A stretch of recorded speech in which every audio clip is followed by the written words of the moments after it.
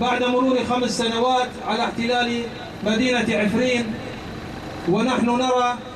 ما تتعرض له هذه المدينة على مدى 5 سنوات من نهب، من تهجير قسري، من تغيير ديموغرافي، من نهب لآثار مدينتنا، لآثار سوريا، محاولين بذلك طمس هوية عفرين وسلخها عن أرضها الأم سوريا. لكن نحن كسوريين بشمال وشرق سوريا وبسوريا أجمع نعاهد أهالي مدينة عفرين الصامدة بأننا سنقاوم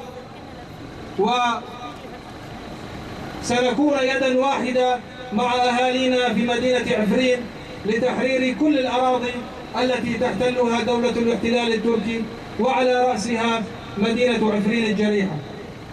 حيث بدأ القصف المكثف من قبل المحتل التركي وعصابته المرتزقة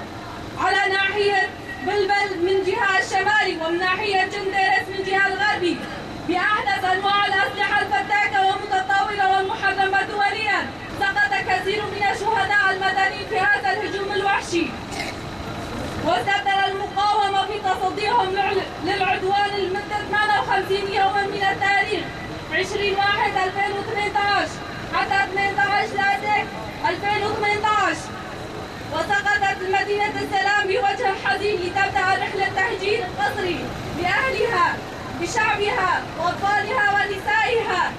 وقام احتلال التركي بالتغيير الديموغرافي مثل تهجير السكان الأصليين واستبدالهم